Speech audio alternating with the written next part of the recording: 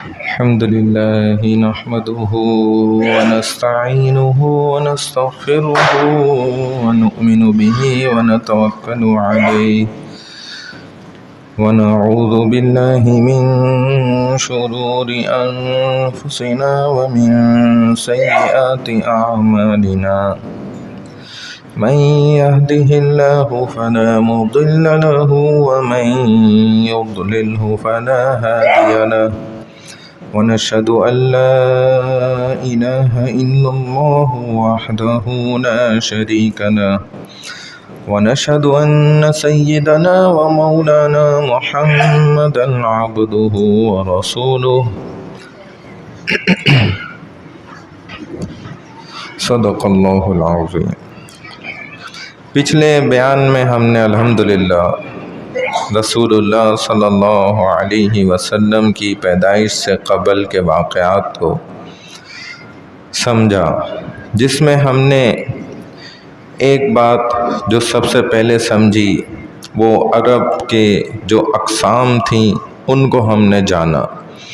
اس کے بعد حضرت ابراہیم علیہ السلام، حضرت ہاجرہ علیہ السلام، حضرت اسماعیل علیہ السلام کا چند واقعات کا ذکر ہوا، جس میں بیت اللہ کی بنا یعنی کہ دوسری دفعہ تعمیر بنائے کعبۃ اللہ کا ذکر کیا گیا۔ پھر کس انداز میں بتوں کی پرستش کی ابتدا ہوئی اس کا ذکر ہوا۔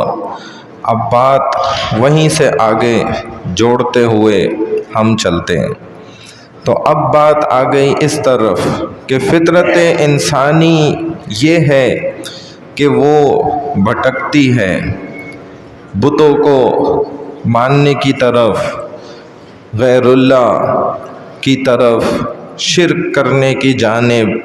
شیطان مختلف انداز میں انسانوں کو گمراہ کرنے کی کوشش کرتا ہے۔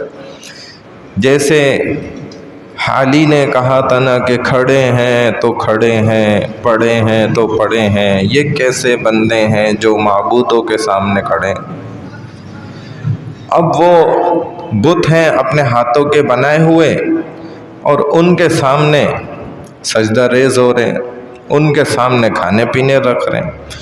جیسے صحابہ نے بھی نا، ایک نئے صحابی جو مسلمان ہوئے، کلمہ پڑھا، تو ان سے کہنے لگے بھئی کوئی آپ کی زندگی کا ایسا واقعہ ہو حیرت انگیز، آپ وہ واقعہ سنائیں۔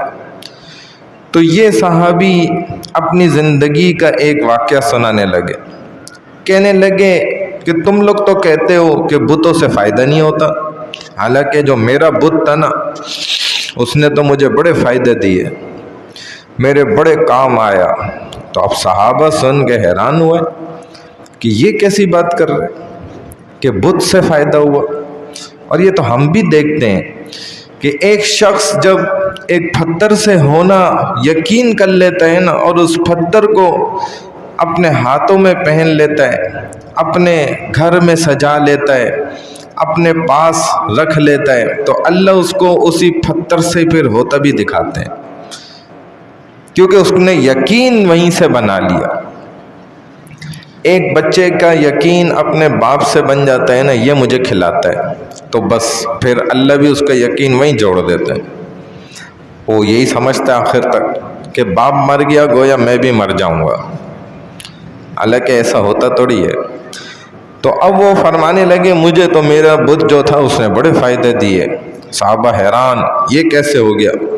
کہنے لگے ایک دفعہ میں سفر پر گیا تو اپنا بت میں چھوڑ کر گیا، اور سفر میرا جو تھا وہ ریگستانی تھا، صحرا میں تھا، تو میں ایک مخصوص جگہ صحرا میں نا درخت کے نیچے اپنے بت کو حفاظت کے ساتھ رکھ کے چلا گیا، اور میں اپنے سفر پہ نکل گیا آگے۔ کہتے ہیں جب میں سفر پورا کر کے واپس لوٹا تو میں نے بڑی عجیب چیز دیکھی۔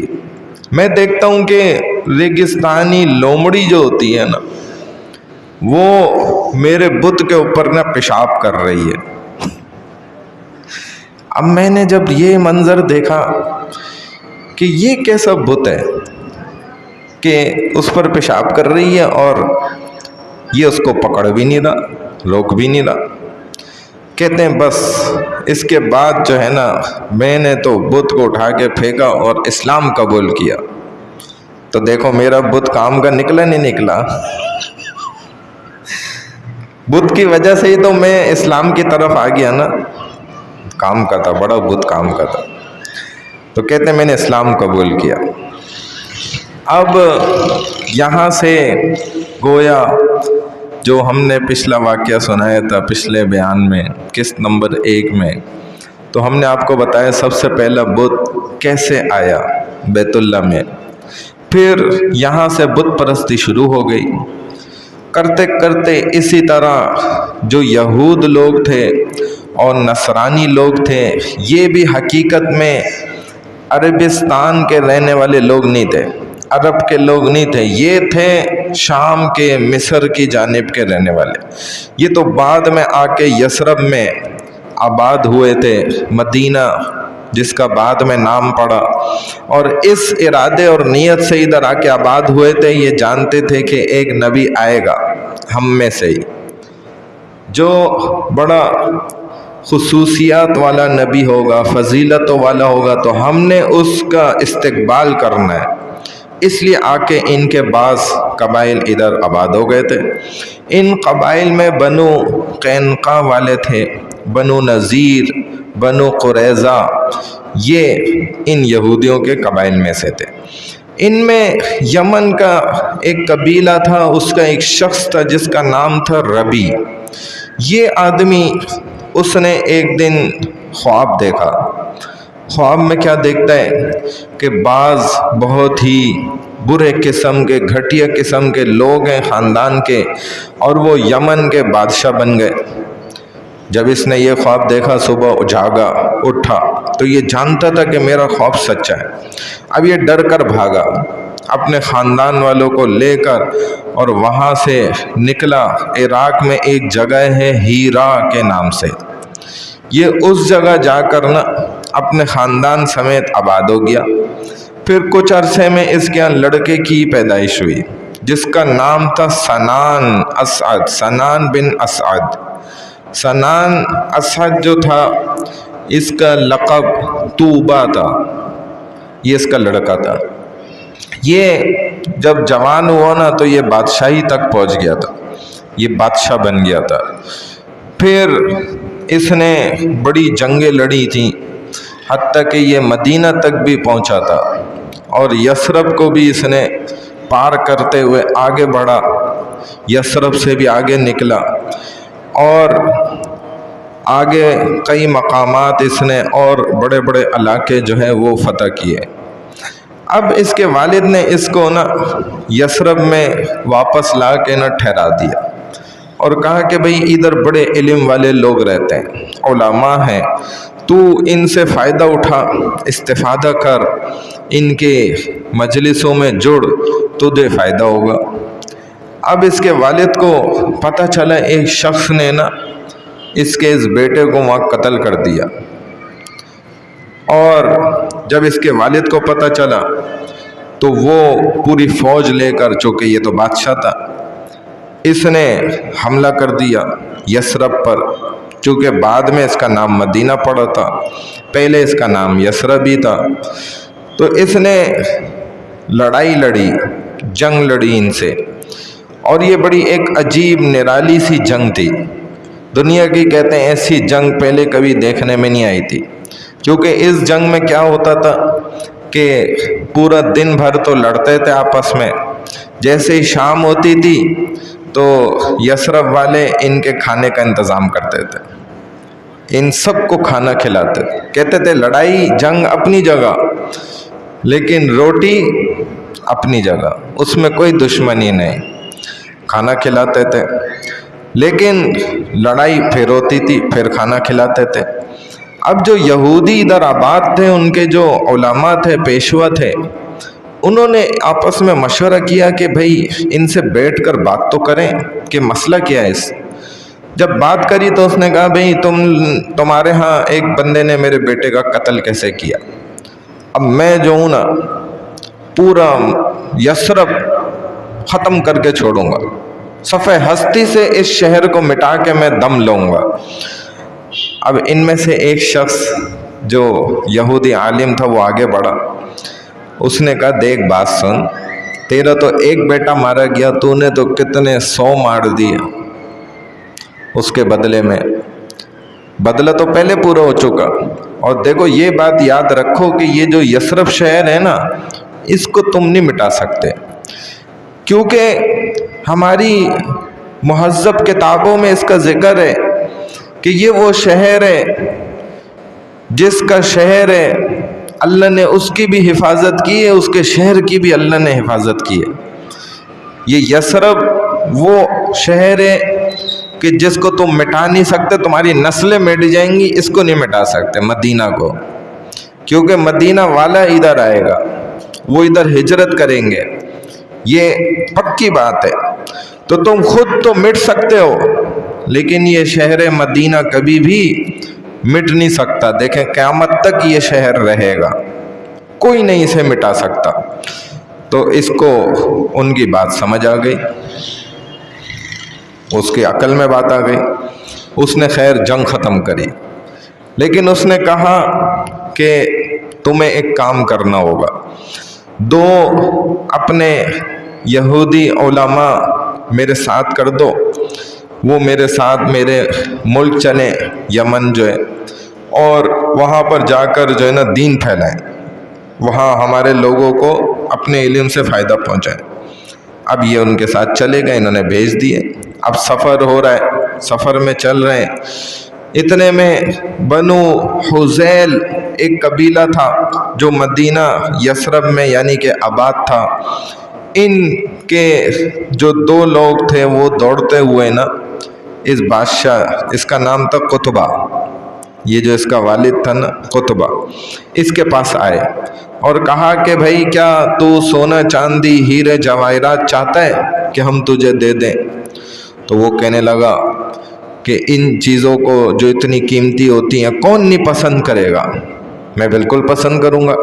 کہنے لگے کہ یہ ساری چیزیں کعبۃ اللہ کے اندر موجود ہیں، ادھر بھری پڑی ہوئی ہیں، دنیا کی قیمتی سے قیمتی ہیرے جواہرات سونا چاندی وہاں پر موجود ہے، تم جاؤ کعبہ کو توڑو اور نکال لو۔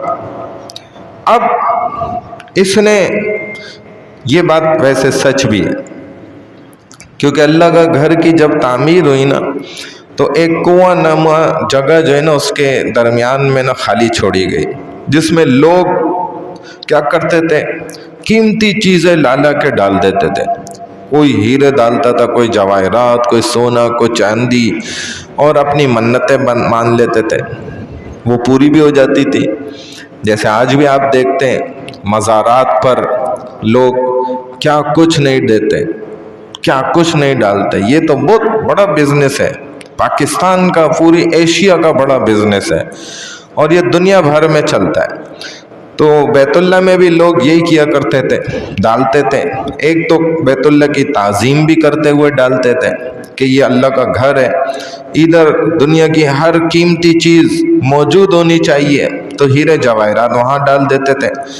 اب اس نے ارادہ کر لیا کہ بھائی اپنے یمن ملک جانے سے پہلے میں بیت اللہ کعبۃ اللہ کو نعوذ باللہ توڑ کر یہ سارا سونا لے کر پھر یمن اپنے گھر جائیں گے۔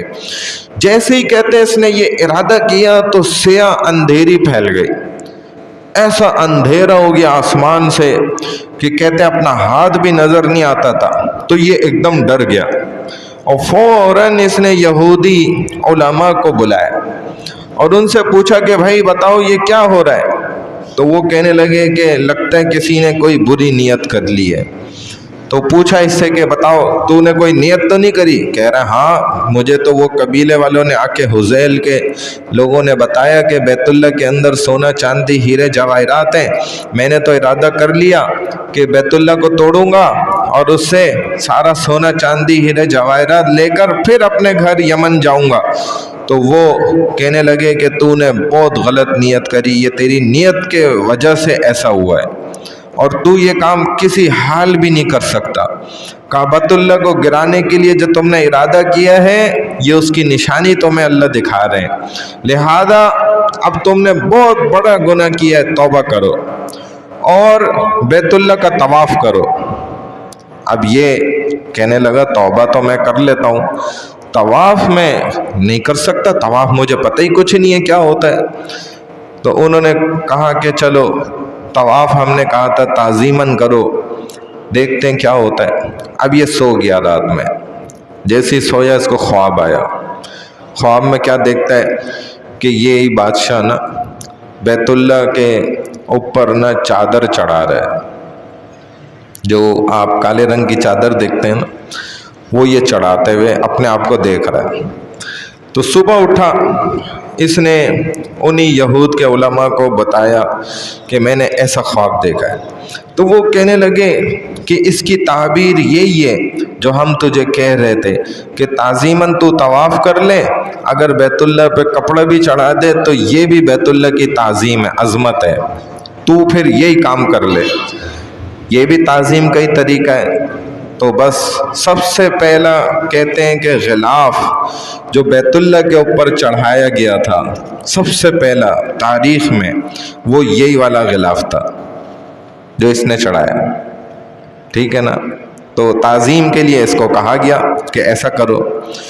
جب غلاف اس نے پہلی دفعہ چڑھایا، اب زمانے کے ساتھ، وقت کے ساتھ ساتھ وہ غلاف ظاہر ہے تھوڑا میلا ہو جاتا، پراگندہ ہو جاتا، تو اگلا بندہ اس پر نیا غلاف چڑھا دیتا۔ ایسے کرتے کرتے بیت اللہ کی دیواروں پہ اتنے غلاف چڑھا دیے کہ ڈر لگنے لگا کہ کہیں دیوار ہی نہ گر جائے، کیونکہ جب آپ ایک کے اوپر دوسرا، دوسرے پہ تیسرا، پھر چوتھا، پھر پانچواں ایسے غلاف چڑھاتے جائیں تو وزن ہے کپڑے کا بھی، تو ان کو ڈر ہوا کہ کہیں غلاف کی وجہ سے بیت اللہ کی دیواریں ہی نہ گریں۔ اب انہوں نے فیصلہ کیا کہ بھائی یہ بقیہ جتنے غلاف ہیں نا نیچے وہ سب ہٹا دیے جائیں، بس ایک ہی غلاف رہنے دیا جائے۔ چنانچہ اب کیا ہوتا ہے کہ نیا غلاف چڑھایا جاتا ہے اور پچھلا ہٹا دیا جاتا ہے۔ اب جب یمن میں یہودی علماء اس کے ساتھ چلے گئے تو وہاں انہوں نے یہودیت پھیلا دی۔ اب اسی زمانے میں نجران میں کچھ نصارہ بھی رہتے تھے، اور قیصر روم بھی خود نصرانی تھا، یعنی کہ وہاں کا بادشاہ ابو نواس اس کا نام، اور اس نے ایک شخص تھا یہ ابو نواس اسی زمانے میں کہ جس نے خندقیں کھودی تھیں اور مسلمانوں کو اس کے اندر آگ میں زندہ جلایا تھا، اور کہتے ہیں ہزاروں لاکھوں مسلمان جلائے تھے، اور کہ مجھے جو ہے نا خدا مانو ورنہ تمہیں جلا دیا جائے گا۔ تو کئی مسلمان اس نے جلا دیے تھے، ان میں سے کہتے ہیں ایک مسلمان نہ بچ گیا تھا، وہ جلنے سے بچ گیا، اور وہ پھر وہاں سے نکلا، بھاگا، یہاں تک کہ وہ ہرقل جو اس زمانے کا ایک بڑا بادشاہ تھا، کیونکہ اس وقت دو ہی بڑی طاقتیں تھیں، ایک ہرقل کی تھی اور دوسرا قیصر روم کی تھی۔ قیصر روم یہ بھی سپر پاور تھی، ہرقل جو تھا یہ بھی سپر پاور تھا۔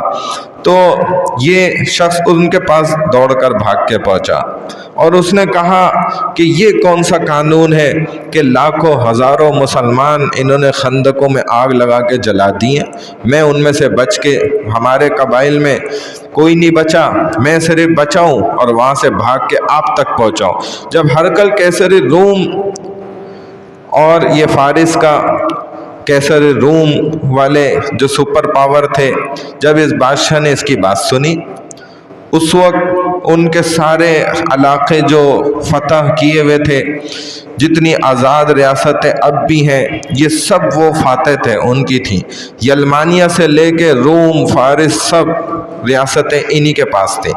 تو قیصر روم جو بادشاہ تھا نا، اس نے حکم کیا حبشہ کے بادشاہ نجاشی کو، اس نے کہا کہ فوری طور پہ 70,000 کا لشکر لو اور یمن پر وہاں چڑھائی کرو۔ اب نجاشی آیا، اس کے دو بڑے گورنر تھے اس کی بادشاہی کے اندر، ایک کا نام تھا فریاد، دوسرے کا نام تھا ابرہا۔ اب اس طرح ان دونوں کو اس نے بھیجا، یہ دین نصرانیت اور یہودیت جو وہاں پھیلی تھی وہ اس طرح پھیلی تھی، اور بت پرستی بھی پھیلی، حتیٰ کہ دین ملت ابراہیمی، دین حنیفہ یعنی کہ اسلام کا تصور وہاں پر تقریباً ختم ہو گیا۔ اب آہستہ آہستہ بات آگے بڑھی۔ ابرہا جو تھا اور فریاد، جب انہوں نے وہاں کنٹرول پکڑ لیا یمن میں اور ان کو شکست دے دی، تو اب انہوں نے، دونوں خود بھی بڑی طاقت تھے، دونوں کی اپنی پوری بڑی فوجیں تھیں، یہ دونوں آپس میں لڑ گئے کہ ہم میں سے بھی اب ایک ہی طاقت بچے گی۔ تو کہا، ان دونوں نے آپس میں بات کری کہ دیکھو میری بھی فوج ماری جا رہی ہے، تمہاری بھی فوج ماری جا رہی ہے، تو ہم ایک فیصلہ کرتے ہیں کہ ہم دونوں آپس میں لڑتے ہیں، جو ہم میں طاقتور ہوگا جیت جائے گا، وہ یہاں کا بادشاہ۔ تو انہوں نے کہا ٹھیک ہے۔ اب یہ فریاد اور ابرہا آپس میں ایک دوسرے سے لڑے، تو کہتے ہیں کہ فریاد نے اپنی طاقت کے ساتھ تلوار کے زور پر ایک ضرب لگائی، اس کی ناک کٹ گئی ابرہا نے جب پلٹ کے وار کیا تو اس نے اس کو قتل کر دیا، فریاد کو۔ جب قتل کر دیا تو اب طاقت تھی اس کے پاس۔ جب یہ واقعہ حبشہ کے بادشاہ نجاشی کو پتہ چلا، جس کے یہ وزیر بھی تھا، کہ انہوں نے آپس میں لڑائی کی اور میرے گورنر کو بھی اس نے قتل کر دیا، تو اس نے قسم اٹھائی نجاشی نے کہ میں اس کو یمن میں ہی اس کے سر کے اندر بالوں میں مٹی ڈالوں گا اور اس کی گردن کاٹوں گا۔ اس نے قسم اٹھا لی نجاشی نے۔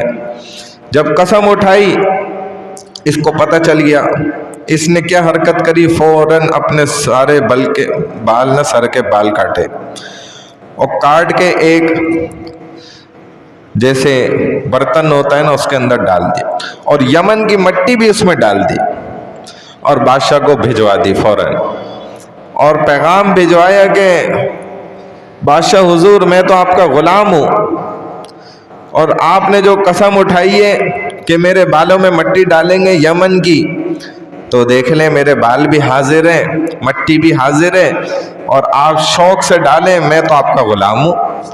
تو اب بادشاہ کو بڑا تعجب ہوا کہ بھئی مٹی تو اسی لیے ڈالنی تھی کہ اس کا سر جھکانا تھا، اس نے تو خود اپنی عزت ہمارے پاس بھیج دی، مٹی بھی بھیج دی اور سر کے بال بھی بھیج دیے۔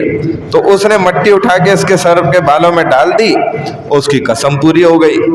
اب بادشاہ کو خوش کرنے کے لیے نا ابرہا نے کیا کیا، نیا تماشا کھڑا کیا، کہنے لگا بادشاہ سلامت، یہ دیکھیں عربستان میں اس سرزمین پر ان کا ایک گھر ہے، اللہ کا بنایا ہوا، کعبۃ اللہ اس کو کہتے ہیں، میں تو کہتا ہوں ہم بھی آپ کا کوئی کعبہ بناتے ہیں یہاں، اور یہ ذمہ داری میری، میں آپ کے نام کا کعبہ بناتا ہوں، کیونکہ آپ بھی کوئی کم چیز تو ہے نہیں۔ اب اس نے چڑھا دیا نجاشی کو نا، ابرہا نے، اس نے اس کے لیے کعبہ بنایا، اس کو کہتے تھے کلیس۔ اس کا کیا نام رکھا تھا؟ دیکھو آج کوئی نام بھی نہیں جانتا، الحمدللہ، کلیس۔ اور پوری دنیا میں اس نے حبشہ نجاشی کو کہا کہ آپ اعلان کروا دیں کہ تمام لوگ ادھر آئیں، اس کی زیارت کریں اور اس پر حج کریں۔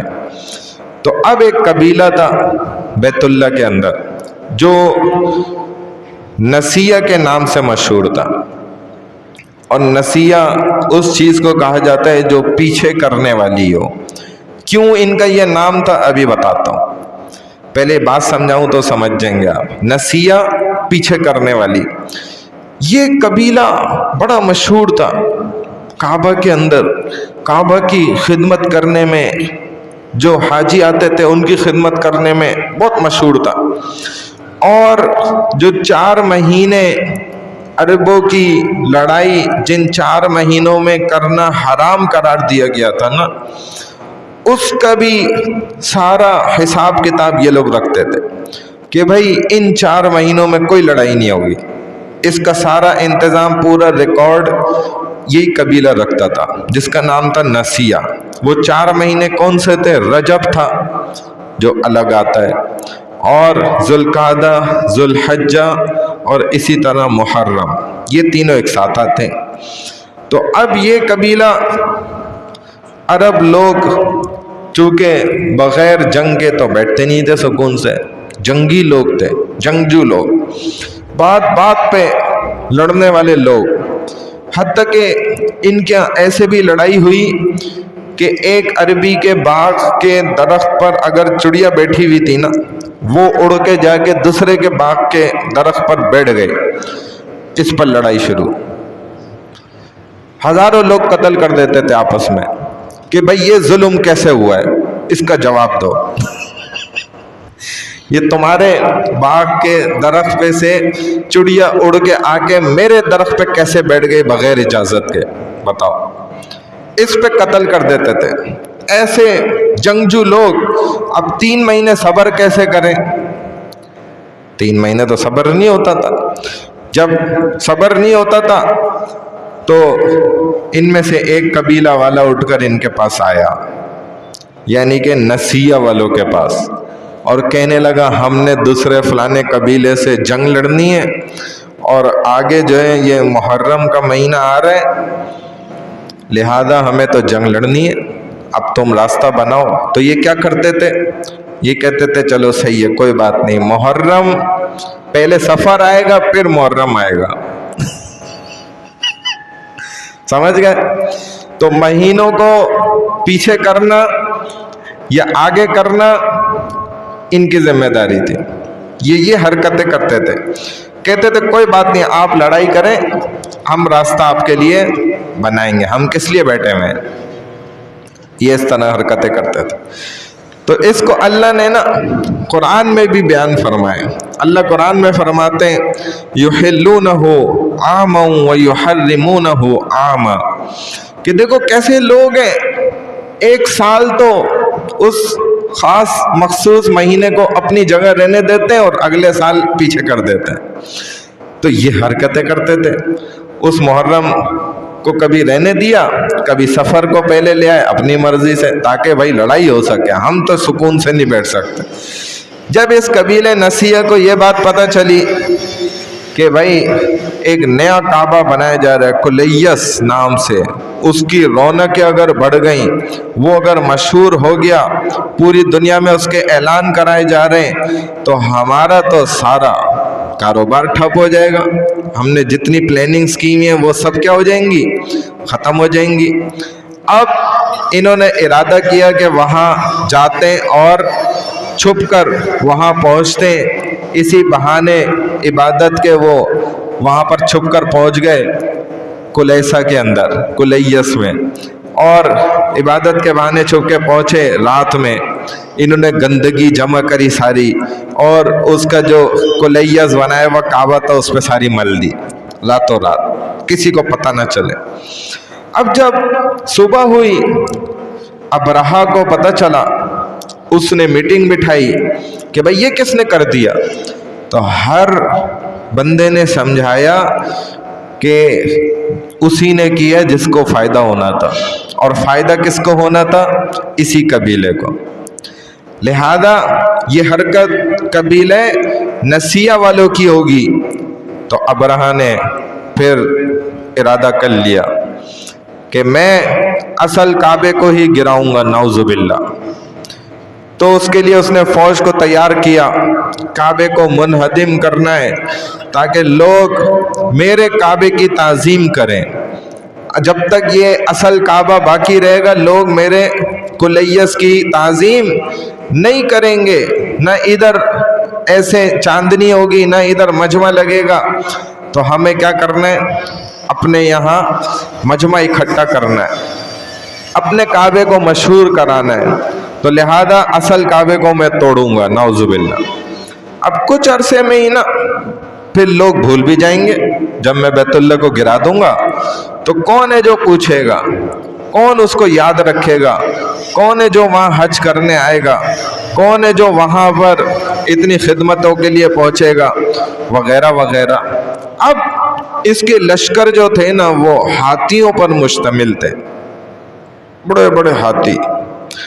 کہتے ہیں کہ جو ان میں سب سے بڑا ہاتھی تھا نا اس کا نام تھا محمود، اور اس کو جو چلانے ہکانے والا تھا نا وہ تھا اونیس۔ ہاتھی کا نام کیا تھا؟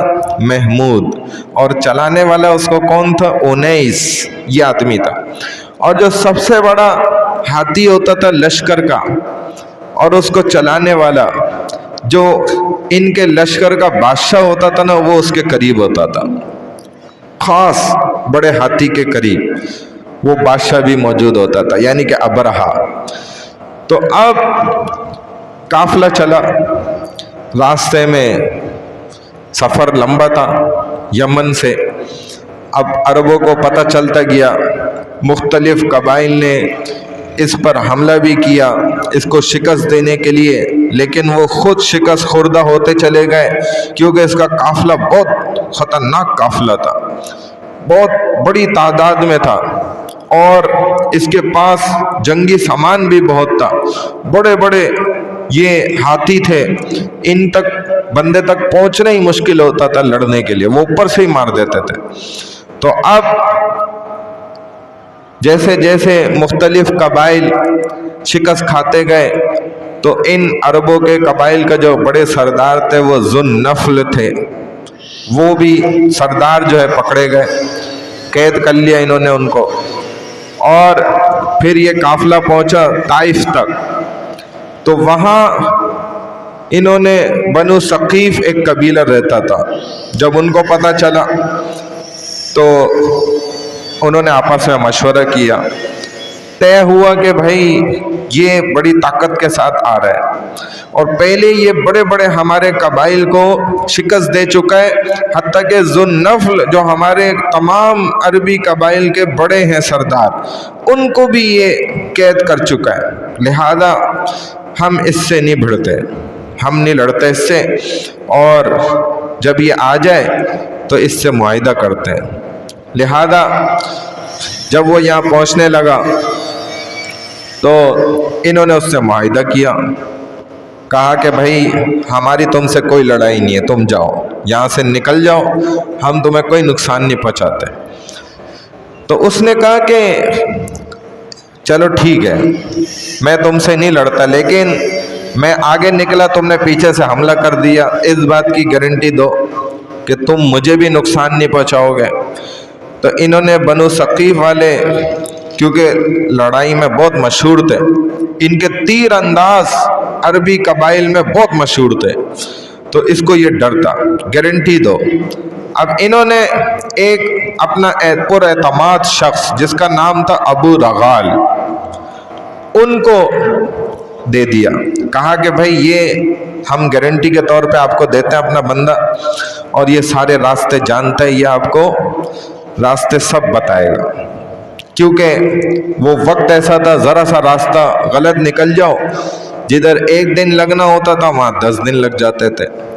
تو لہذا ابو رغال کو ان کے ساتھ کر دیا، لیکن ابو رغال نے اپنے قبیلے والوں سے غداری کر لی اور ان سے وفا کر لی، کیونکہ ان قبیلے والوں نے ابو رغال کو پیچھے سے سمجھایا تھا کہ غلط راستے پہ ڈال کے تو نکل جائیے ہو، لیکن اس نے ان کو صحیح راستہ بتایا اور اپنے قبیلے سے ہی غداری کی، صحیح راستے پہ لے گیا، حتیٰ کہ اسی راستے میں وہ مر بھی گیا۔ جب مر گیا اس کی وہیں قبر بنا دی، اور کہتے ہیں کہ لوگ عربی آج تک اگر ابو رغال کی قبر پہ چلے جاتے ہیں تو پتھر کھینچ کے مارتے ہیں کہ وہ بدبخت آدمی ہے جس نے اللہ کا گھر توڑوانے والوں کو راستہ بتایا، نعوذ باللہ۔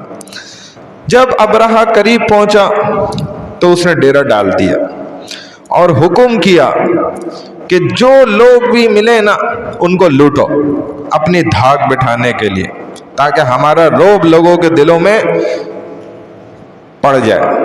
اب انہوں نے ایک جگہ 200 اونٹ مل گئے، وہ بھی پکڑ لیے۔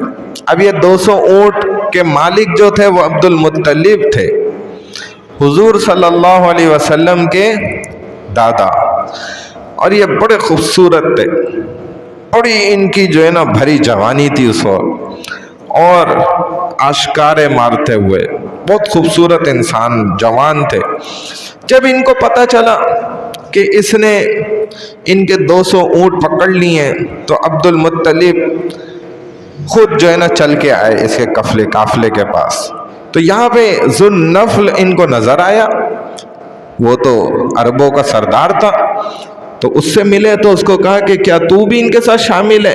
کہنے لگا میں تو خود قید میں ہوں، آپ دیکھ تو رہے، میں کیسے ان کے ساتھ شامل ہو سکتا ہوں؟ لیکن میں آپ کو نا مشورہ ضرور دیتا ہوں کہ آپ کی بات اس بادشاہ تک پہنچ جائے تو جو ہاتھی چلانے والا ہے نا انیس، یہ اس سے میری تھوڑی گپ شپ ہو گئی ہے اس راستے میں نا، تو میں انیس سے کہتا ہوں، وہ ابرہا کو کہے گا تو ابرہا پھر آپ سے نا بات کرے گا۔ اس نے انیس سے کہہ دیا، انیس نے ابرہا کو بتایا، تو ابرہا نے کہا بادشاہ نے کہ ٹھیک ہے ان کو بلاؤ۔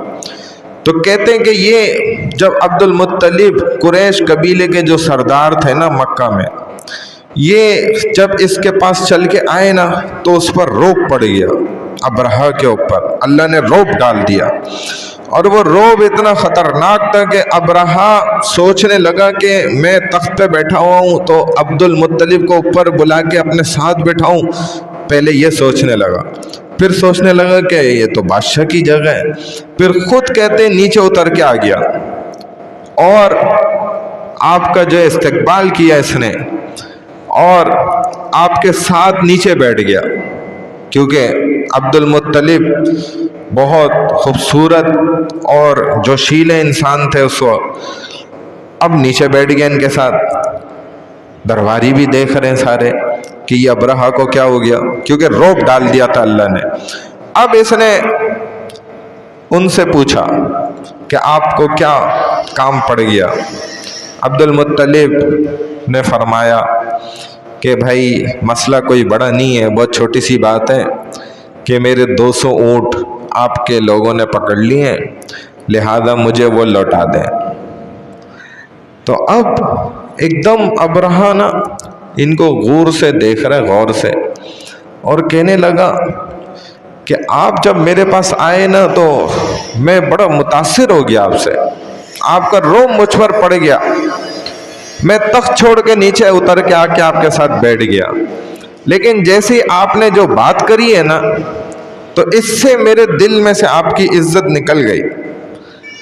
ابرہا نے یہ کہا تو ایک دم عبد المطلب نے نا اس کو ایسے گور کے دیکھا نا تو تھوڑا سا خوف تو ہو گیا، اس کو ڈر گیا، گور کے دیکھا اور کہا کہ دیکھ ابرہا، اونٹ کا مالک میں ہوں، اس لیے میں اپنے اونٹ لینے تجھ سے آ گیا، اور اس بیت اللہ کا مالک کون ہے؟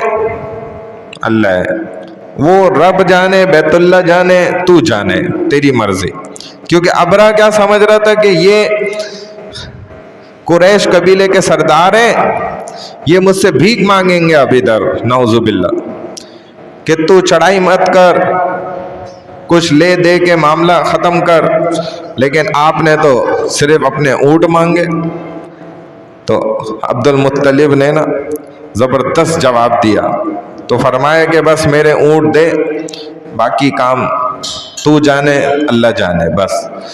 تو اس نے ابرہا نے کہا بھائی ان کے اونٹ دے دو، جانے دو ان کے اونٹ۔ انہوں نے اپنے اونٹ چھڑوائے اور لے کر وہاں سے چل دیے،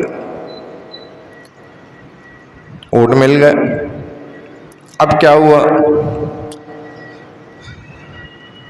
اب یہ آگے بڑھے، انہوں نے سب کو حکم دے دیا، جب عبد المطلب پہنچے نا مکہ کے اندر تو سارے قبائل کو نا حکم کیا کہ بھائی سب یہاں سے نکل جاؤ اور پہاڑوں پہ چڑھ جاؤ اور پہاڑوں پہ جا کے دعائیں کرو اللہ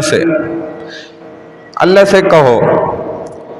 خود بھی آئے, طواف کیا فوراً اور دعا کری ہاتھ اٹھا کے کہ یا اللہ میں معافی مانگتا ہوں, میں آپ کے گھر کی حفاظت نہیں کر سکتا, ان سارے قبائل کو لے کے بھی میں حفاظت نہیں کر سکتا, ہم مجبور ہیں, لہذا ہم آپ سے ہی دعا کرتے ہیں کہ آپ خود اپنے گھر کی اب حفاظت کریں. کہتے ہیں کہ یہ دعا انہوں نے کری اور یہ بھی نکل گئے. اب ابرہہ نے سب سے بڑے ہاتھی محمود جو تھا نا اس کو حکم کرا, انیس جو اس کو چلاتا تھا نا وہ حکم کیا کہ بھائی چلاؤ آگے. اب جب ذوالنفل جو تھے نا عربی قبائل کے سرداروں میں جو انہوں نے قید کیے ہوئے تھے, انہوں نے نا موقع دیکھتے ہی موقع کا فائدہ اٹھایا, ایک دم دوڑے اور جو یہ محمود ہاتھی تھا نا اس کے کان کو پکڑ کے لٹک گئے مضبوطی سے, اور اس کے کان میں لٹکتے ہی انہوں نے کہا اترک یا محمود لِأَمَامِكَ بیت اللہ, کہ اے محمود ہاتھی چھوڑ دے, تو دیکھ رہے تو کیا کرنا ہے, یہ سامنے دیکھ اللہ کا گھر ہے, تو دیکھ لے تو کیا کر رہا ہے. تو کہتے ہیں جیسے یہ چلائے اسے کان میں نا چیخے تو وہ ہاتھی فوراً وہیں پر ہی بیٹھ گیا. اب ابرہہ چلا رہا ہے, اس کو حکم کر رہا ہے اس کے مالک کو کہ اس کو اٹھاؤ چلاؤ, مارو اس کو ورنہ. اب وہ چلتا ہی نہیں ہے. اس کے مالک نے اس کو گھمایا الٹی جانب یمن کی طرف رخ کیا, پھر کھڑا کیا تو کھڑا ہو کے چلنے لگ گیا, کیونکہ یہ تو کہہ رہا تھا مارو اس کو. تو اس نے کہا کہ بادشاہ آپ دیکھیں تو جب میں اس کو یمن اٹھا کے چلاتا ہوں تو چلتا ہے, یہ تو صحیح ہے, اور جیسے ہی اس کو بیت اللہ کی طرف موڑتا ہوں بیٹھ جاتا ہے. اب ہاتھی چل ہی نہیں رہا, آگے ہی نہیں جا رہا, بیٹھ گیا. اس کو بات سمجھ آ گئی کہ ذوالنفل نے مجھے پتے کی بات سمجھا دی, وہ تو جانور تھا بیچارہ, اب چل ہی نہیں رہا. اسی اسنا میں کہ یہ حیران ہو رہا تھا ابرہہ کہ یہ کیوں نہیں چلتا بیت اللہ کی طرف, فوراً اللہ نے اندھیری گھوپ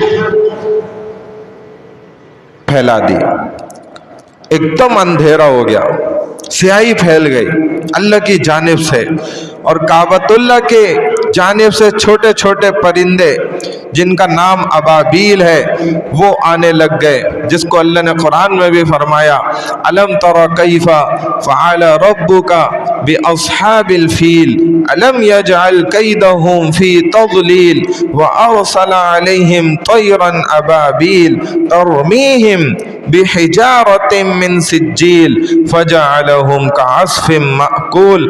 اب چھوٹے چھوٹے پرندے اڑتے ہوئے آ رہے, جھنڈ کے جھنڈ ہیں, ایک چونچ میں چھوٹا سا پتھر پکڑا ہوا ہے, دونوں پنجوں کے اندر ایک ایک پتھر پکڑے ہوئے, ہر ایک ابابیل نے 3 پتھر اٹھائے ہوئے اللہ کے حکم سے. کیا آپ نہیں دیکھا آپ نے کہ اللہ نے کیا کیا ہاتھی والوں کے ساتھ, ان کے لشکر کے ساتھ, ان کے مکر و فریب کے ساتھ, ان کی چالاکی کو کیسے اللہ نے ختم کر کے دکھایا.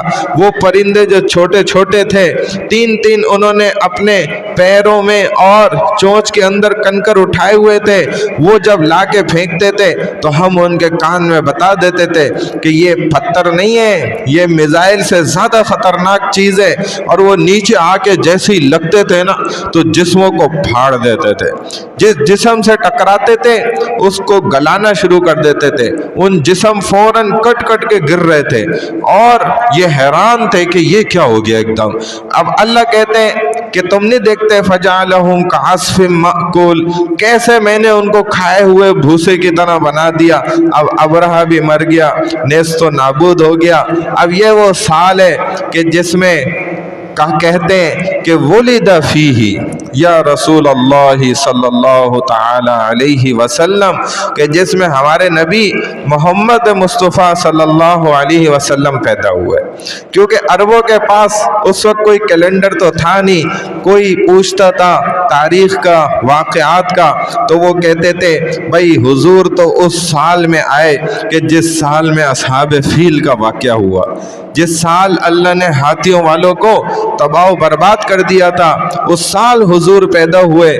اب ہم حضور صلی اللہ علیہ وسلم کی سیرت کو مکمل پڑھنے کے لیے اگر دیکھا جائے، کیونکہ ہر پہلو میں ہزاروں سینکڑوں واقعات اور حالات ہیں، یہ تو جتنے ہم نے اب تک سمجھے بھی یہ تو بہت اختصار ہے۔ لاکھوں نبیوں میں 1.5 لاکھ میں اللہ نے چنتے 313، پھر 313 رسولوں میں سے بھی چنتے اللہ نے 5 کو اولو العزم رسول فرمایا، پھر ان میں سے بھی اللہ نے ایک کو امام الانبیاء رحمت للعالمین خاتم النبیین مقرر کیا، اور وہ حضور رسول خدا صلی اللہ علیہ وسلم ہے۔ اب آخری بات کہ ہم جو چیز اب آگے سمجھیں گے ان میں کیا کیا ہوگا۔ ولادت سے قبل کے تو یہ واقعات ہو گئے، اب حضور کی ولادت کے احوال، اسی طرح ولادت کے وقت جو علامات ظاہر ہوئیں، اسی طرح ولادت کے وقت جو خوشخبریاں ملیں، ولادت کے وقت جو حالات پیش آئے، پھر آپ کی ولادت، پھر آپ کی رضاعت، دودھ کا پلانا، پھر آپ کا بچپن، پھر آپ کی جوانی، پھر آپ کی ازواج مطہرات کے ساتھ نکاح، پھر آپ کی بعثت، پھر نزول قرآن، پھر مکی زندگی اور مدنی زندگی، پھر آپ کی ہجرت، پھر معراج اور اسراء، پھر غزوات جو ہوئے، پھر جمال کے جو کمالات ہوئے، معجزات ہوئے، جو جسمانی بھی تھے، روحانی بھی تھے، اور بھی بہت سی اقسام کے تھے، ان کو انشاءاللہ ذکر کریں گے۔ اللہ تعالی ہمیں ان حالات کو پڑھ کر اور رسول اللہ صلی اللہ علیہ وسلم کی زندگی کو سن کر اور اس پر خوب عمل بھی کرنے کی توفیق عطا فرمائے۔ سبحان اللہ وبحمدہ، سبحانک اللہم وبحمدک، نشہد ان لا الہ الا انت، نستغفرک ونتوب الیک۔ یا ارحم الراحمین، جو بھی ہم نے پڑھا یا اللہ سنا، اس سے ہمارے ایمان کے اندر اور مزید اضافہ فرماتے ہیں۔